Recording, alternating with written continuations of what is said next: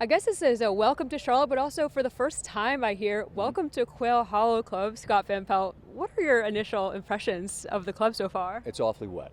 It's really wet. Thank you so much for the many, many inches of rain that welcomed us. My feet are sopping wet. My shoes are ruined. But I mean, the golf course is really wet. The greens are really firm, which is kind of interesting. But the golf course is just what I thought it would be. I mean, I've watched it for years on television. Oddly, in all my years covering golf, I hadn't been here. So that's why I was just out walking with some of the guys to get a sense of the course, because when you're going to be on all day, you'd like to have some idea what you're talking about. But loved the golf course is awesome. The people are incredible. We went to a place called Moosehead Grill, unsolicited plug, had wings, fantastic. And we'll be off and running Thursday morning. We're going to ask you more about those wings later, but I know you just walked with JT. When you're out there from a broadcaster's perspective, what are you looking for as you're doing these walkthroughs and learning a course for the first time that you're going to be taking into your call for this week? We're on the air for hours. I mean, it's hours and hours and hours and hours. So what I want to know, and you're walking with Maverick McNeely, Max Homa, Justin Thomas. Justin and Max have both won here. They can help give me intel on what's your aim point on this hole, what bunkers are you trying to deal with, what's an absolutely dead spot on the course. I'm staying away from this. I'll try to drive 14, the par 4, or I won't. Anything that might help the viewer at home understand the insight of the process from the player's perspective. And then also just walking it, the rough's actually not that deep, but it's pretty thick. The rough on the side of 14 would probably stop a golf ball if it were to roll there. I mean, you just want to educate yourself so that when you're describing the action, you're able to describe it from the perspective of having walked it and seen it. And like a football game is pretty simple, right? It's a 100-yard field. We get it. Well, every golf course is different. There are 18 unique holes on every course you play. So I just want to understand them as best as I can so that as I'm trying to explain what we're seeing, you can provide the context. So also it's just fun. These are great guys it's a fun walk. Everybody's busting each other's chops, having a laugh. It's a great way to spend a morning. I know you were mentioning that a lot of these golfers have golfed here before, but here for a PGA Championship, It's been a bit. Justin was even saying it doesn't really carry over that he's the last winner of this event here because it's changed so much. It is a different month. It was Bermuda versus everything is different. So what are the challenges that the PGA Championship presents that it's in a different location year after year as a major? Well, you're right. Everything you said is true. And there's a familiarity, though, that these players do have with this place. I think that helps a lot because, for instance, in the last, say, 3 years, we went to Kiowa, we went to Oak Hill in New York, we went to Valhalla last year in Louisville. And players maybe had played there some they hadn't played at all. Here you have so much more information about the golf course. It's like a book that you've at least read, or at least you've thumbed through, or maybe you've read it and you've read it and you know it well. But there is the difference. There's a Wanamaker Trophy. A major championship provides a buzz that's just different than a regular week. And this isn't a regular tour stop. This is a big-time tour stop. But it's a PGA Championship just takes a magnifying glass and adds it, because I always say these weeks are kingmakers. You win one of these and you're remembered forever. And JT's a PGA champion here and at Southern Hills, where we were a couple of years before that. When you win these, you become a player who they talk about 20, 30, 40, 50 years from now. They'll probably talk about Rory 20, 30, 40, 50 years from now, who's won here 4 times, but there's some winners on non-major years that maybe they're not remembered in the same way that the winner this week will be remembered. So that's really the magnifier. The fact that there's a Wanamaker, the fact that not us, but just the golf world pays much closer attention starting Thursday morning to this event than they would when it was, just the event at Quail Hollow. And I want to make that clear. It's never just, this is not a garden variety tour event. Johnny does a hell of a job. But this week's different. He'd tell you that. In your role with SportsCenter, you talk about a lot of sports. Golf is clearly a passion of yours. For sure. Where does that begin? I know you had stops at the Golf Channel as well. Where did the passion for the sport begin? I got really lucky, and I got a chance to intern at the Golf Channel when it just began. And from there, I stumbled my way onto the air, and I met a guy named Tiger Woods. That was a good dude to meet. He became who he became, and I was as you may be able to tell, I played basketball and baseball. Golf was something I enjoyed, but it wasn't my thing.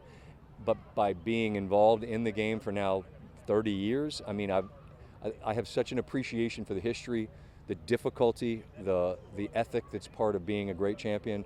So it started as a happy accident, and now, you know, all these years later, it's something I'm really passionate about doing. It's such a thrill and an honor to be the person who's getting to host, you know, from a major championship. In terms of the broadcasting of it, how do you find it different in terms of covering golf compared to covering other sports? It's not as different as you might think. I mean, there's a certain, I think, you know, it's like rooms in the house. There's rooms in the house where your rec room in the basement maybe. Like, I've got little kids. Like, they can go down there and you can take a ball and whatever happens, happens. And there's rooms in the house that we probably don't take our shoes off. I think that's kind of like golf. You know, Augusta National is a place that has a certain way about it.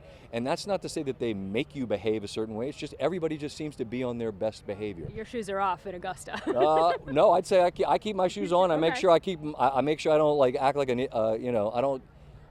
I'm very comfortable there, but there's a respect that you have for the venue and the surroundings that's just different. Like, we're both Terps. You go to the Xfinity Center for a Big Ten game, you're going to act like a wild person. Well, I think we'll see some of that out here this week. I think Charlotte is going to be absolutely ready to go, nuts off the deep end. And I think this place will feel like what it is, a big time venue that has a lot of juice.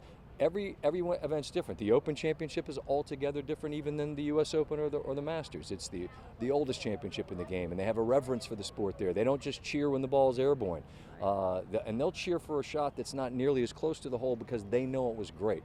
Here, people are probably just going to cheer if the ball's airborne because they're fired up to see the best in the world. So there's similarities, certainly, but each venue, each major is different. I expect Quail Hollow to be more raucous than most. Do you have any predictions for the upcoming week in terms of maybe a sleeper pick that people might not be thinking that you might think be doing pretty well this week? I always say Sepp Straka, and then Sepp won last week, so it's hard to say Sepp's a sleeper. I mean, everybody's wide awake on Sepp, but he's a hell of a player. My guy, Keith Mitchell, who I know well, it keeps playing great in first rounds of events. He's played well here. Maybe my guy who they call a Kashmir, maybe he'd be a guy that could be a somewhat off the radar pick, although he was top 10 last week. But look, you don't have to squint real hard this week. I think it's bombers. I think it's so wet. Rory, who's won here 4 times, he's going to murder the ball off the tee. I picked DeChambeau for our ESPN. They ask us, who do you like? Sure. It's 156 guys. I'm supposed to be able to pick one. I picked Rory at Augusta, which wasn't exactly a long shot pick, but I picked Bryson because I think his length is something that is going to be such a massive advantage here this week. But there's a reason Rory's played so well here, because it's a big ballpark, as they say, and he's got the length to make it a smaller one.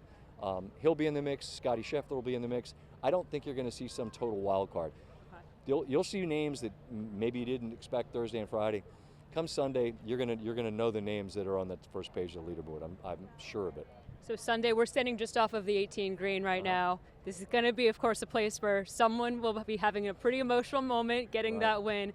As a broadcaster, how do you kind of encapsulate the emotions that a golfer might be feeling as they're getting a win here at a PGA Championship or any major? If it's somebody that's never won, it's your life's changed. Every bit of your work has been realized. Maybe the thing you didn't know you could do, you did. And when that happens, it's really, really fun to see. Because it really does change probably who the guy sees in the mirror that Monday morning, right? Like, if you've never done it, you wonder, can I? And I think what people learn is they don't have to be perfect. They don't have to play perfect golf from Thursday morning to Sunday night to win. And when that player finds that out, it's like this epiphany. Wow, I didn't have to be perfect, and I won a major. And I think it's really affirming that all the work was worthwhile. And if it's Rory, then now, hey, we got a Grand Slam to talk about. If it's Scotty, all right, he's halfway to the slam. I think it depends on who the person is, like the feeling. Because the first timer, I always love to see it, just because I wonder just how much joy and relief there is in that. But whoever it is will be incredibly fulfilled and satisfied that the hard work ended up with that gigantic trophy.